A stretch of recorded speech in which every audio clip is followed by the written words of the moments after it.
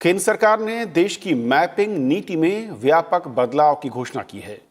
ये बदलाव विशेष रूप से भारतीय कंपनियों के लिए किए गए हैं। भारत को आत्मनिर्भर बनाने के लिए नीतिगत बदलाव एक बड़ा कदम बताया जा रहा है और जानकारों के मुताबिक इस कदम से डिजिटल इंडिया को एक बड़ा प्रोत्साहन मिलेगा। विज्ञान और प्रौद्योगिकी मंत्रालय ने एक विज्ञप्ति के जरिए कहा कि वैश्विक स्तर पर जो चीज आसानी से उपलब्ध है उसे भारत में प्रतिबंधित करने की आवश्यकता नहीं है और इसीलिए जो भूस्थानिक डेटा प्रतिबंधित था अब भारत में स्वतंत्र तौर पर उपलब्ध होगा। भारत के क्षेत्र के भीतर डिजिटल जियोस्पेशियल डेटा और मैप्स को इकट्ठा करने, तैयार करने, उन्हें प्रेस में डालने, छापने, प्रचारित करने, स्टोर करने और अपडेट करने से पहले जो पहले परमिशन की जरूरत होती थी अब वो जरूरत हटाई जाएगी, उसकी जरूरत नहीं होगी। समझेंगे इस पूरे मसले को, इस बदलाव के पीछे के वजहों को और इससे फायदा क्या होगा और किस तरीके से इससे देश के तौर पर या कंपनियों के नजरिए से एक या इंडिविजुअल यूजर कैसे इससे लाभान्वित होगा। हमारे साथ तीन खास मेहमान हैं। हमारे साथ DST government of India joint secretary Sunil Kumar ji हैं, आपका स्वागत है। अजेंद्र कुमार हैं, सीईओ हैं एसआरआई इंडिया से, आपका स्वागत है सर। और राकेश वर्मा जी हैं, सीएमडी हैं मैपमाई इंडिया, आपका भी स्वागत है। शुरुआत में सुनील जी आपसे करना चाहूँगा कि अब तक हम देखते थे कि ये एक क्षेत्र ऐसा था जिस प्रतिबंधित था और प्री परमिशन के साथ ही यहाँ पर कंपनियों को इजाज़त थी।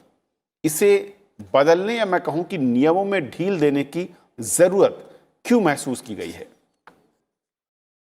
देखिए, ये जरूरत मेरे ख्याल से काफी दिनों से महसूस हो रही थी।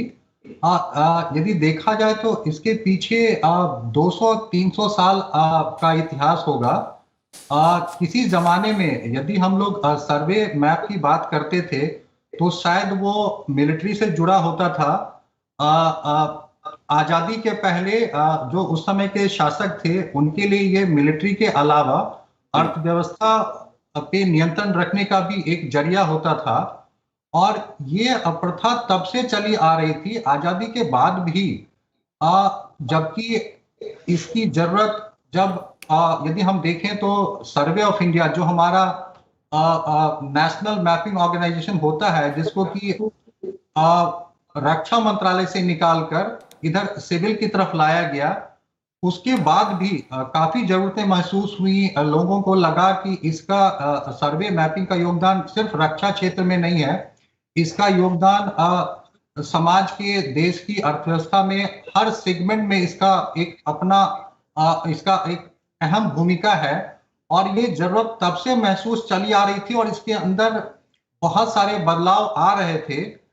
मैं कहूंगा कि 2000 शुरू होने के बाद जो पिछले 10-20-30 साल में जो तकनीकी जो रिवॉल्यूशन एक तरह से हुआ है, जो क्रांतियां हुई हैं, जो नए नए तकनीक हमारे सामने आए हैं, उसके बाद ये जो पुरानी प्रथाएं थी, जो हमारे कानून थे या जो हमारी नीति थी, वो सारे शायद टेक्नोलॉजी के सामने वो खुद ब खुद वो पुराने होते चले गए।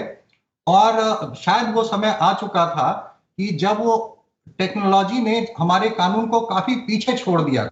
काफी बंदिशें जो आपने खुद बताया इस क्षेत्र में पहले हुआ करती थी, शायद वो उन बंदिशों के बावजूद भी बहुत सारी सूचना, काफी उस तरह की जो जिसको हम जियोस्पेशियल डेटा बोलते हैं, जो हम नक्शे, वो लोगों के सामने एकदम से मौजूद था। आप कभी भी इंटरनेट से उसको आप डाउनलोड करके इस्तेमाल कर सकते थे। तो हमारे सामने एक स्थिति थी जबकि सूचना लोगों के पास है और हम इस पे एक प्रतिबंध लगाने का कि अभी भी नीति है।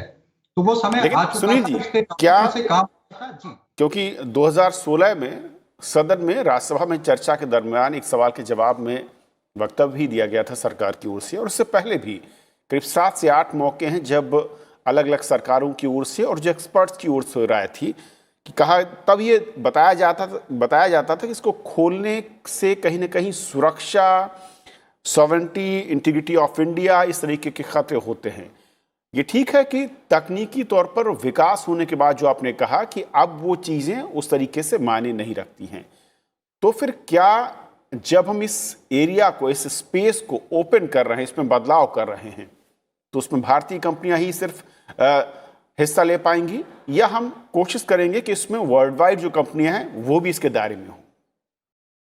देखिए, ये जो अभी दिशा निर्देश जारी हुए हैं, ये बहुत व्यापक तौर पे मैं कहूंगा जितने हमारे स्टेक होल्डर्स हैं सबसे कंसल्ट करके ये जारी हुए हैं। इसमें हमारे जो सिक्योरिटी एजेंसीज हैं, रक्षा मंत्रालय, हमारा गृह मंत्रालय, इनके जो खुफिया विभाग हैं, सबसे व्यापक पैमाने पे विचार विमर्श करने के बाद ही ये अभी जारी हुए हैं।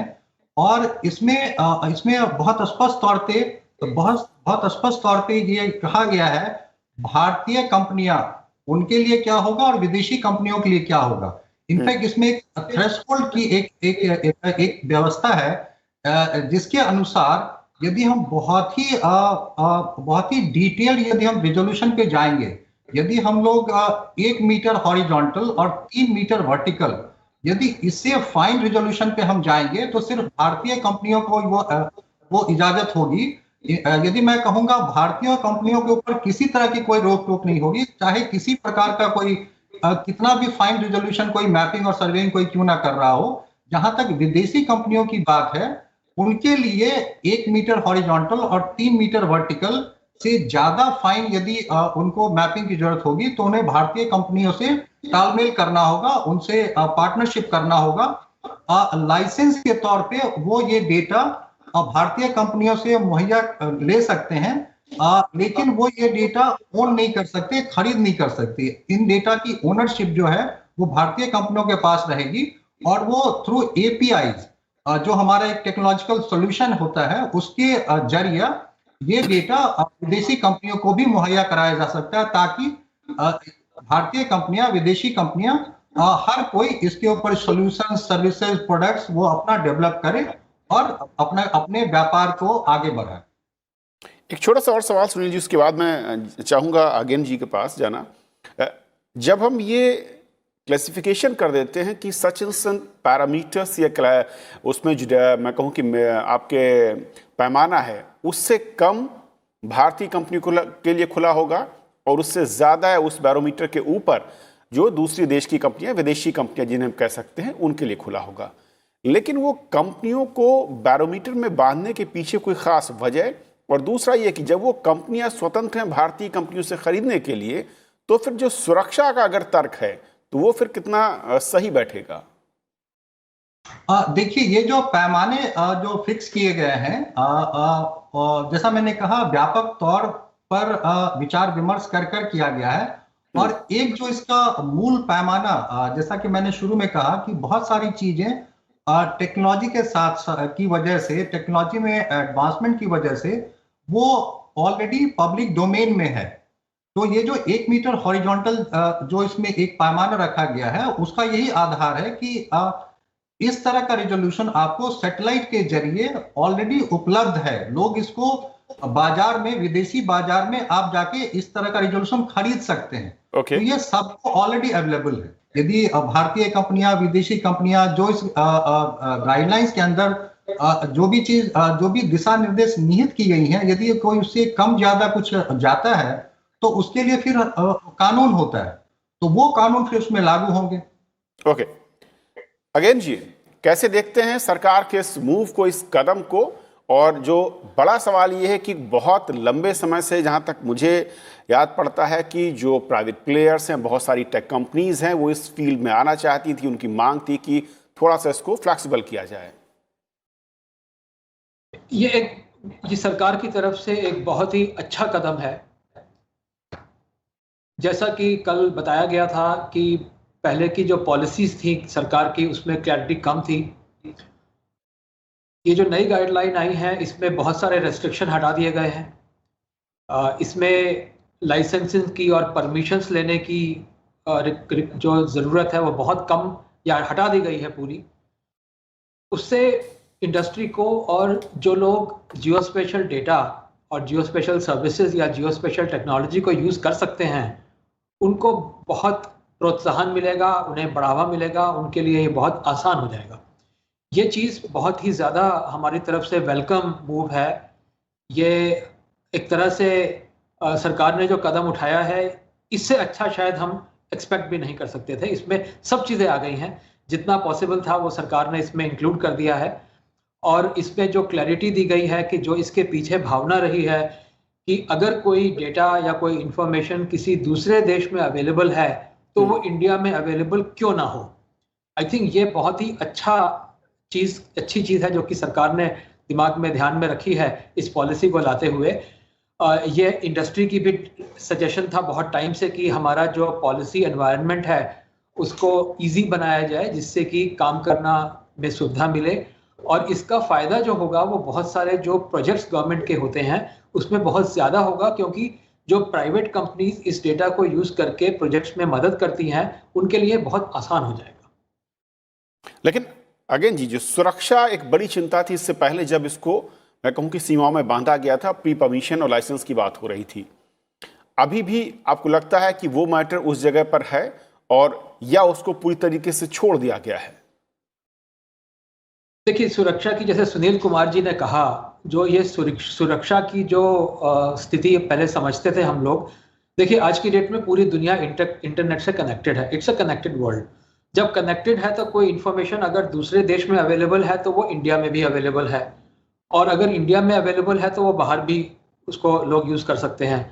तो इसमें आज की डेट में इस चीज़ को कहना कि हम सुरक्षा की वजह से अपने इंडियन जो हमारे देश के नागरिक हैं, हमारे देश के जो कामकाज करने वाले लोग हैं, उसको वो जो डेटा है उसको मुहैया ना कराया जाए, लेकिन जो बाहर के देश में लोग हैं उनको उनके पास वो ऑलरेडी है, तो ये गलत है। और जब जो चीज़ बाहर के देश में, हमें सुरक्षा किससे चाहिए? हमें सुरक्षा अपने नागरिकों से नहीं चाहिए, हमें सुरक्षा चाहिए दूसरे देशों से, जहाँ से कि हमें किसी तरह का कोई सुरक्षा का खतरा हो सकता है।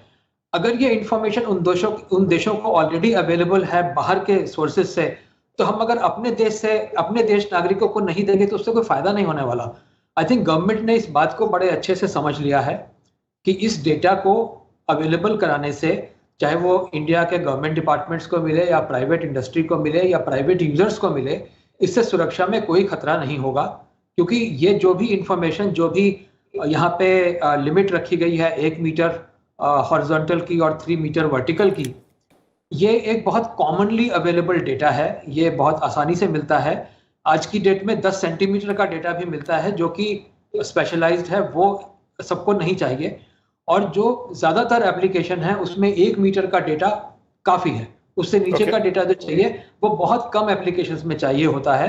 तो जो सरकार ने कदम लिया है, इससे ज़्यादातर एरियाज़ में जो ये जियोस्पेशियल डेटा और सर्विसेज और टेक्नोलॉजी का उपयोग है वो बड़े आराम से हो सकता है, और इसमें सुरक्षा की कोई खतरा नहीं है इसमें। ओके राकेश जी, क्योंकि मैप माई इंडिया अब तक एक ऐसी संस्था या कंपनी में कहूँ जो कि काम कर रही थी इस पूरे क्षेत्र में और भारत में सबसे बड़े स्टेक होल्डर के तौर पर अगर मैं कहूँ अब तक, कैसे आप देखते हैं सरकार के इस कदम को, और जो सबसे बड़ी बंदिश के पीछे वजहें बताई जा रही थी, आज जब उनको लचीला किया जा रहा है, उससे किस तरीके के फायदे आपको लगता है कि इस इंडस्ट्री को नजर आने वाले हैं?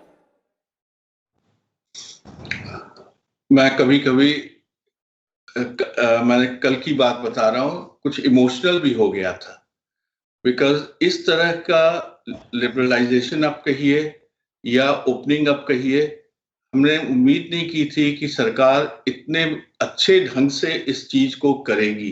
वैसे मेरी मुलाकात होती थी कई ऑफिशियल से, लेकिन ये उम्मीद के बियॉन्ड था। और मैं तो कहूंगा कि इस हिस्टोरिकल ऐतिहासिक कदम है जो कि सिर्फ इस इंडस्ट्री के लिए नहीं, पूरे देश के लिए इट विल रिवोल्यूशनाइज। बिकॉज हमें याद आता है कि 25 साल पहले जब हमने स्टार्ट किया था इस चीज को, तब उस समय एक ही कन्विक्शन और पैशन के साथ मैंने कहा था कि हिंदुस्तान में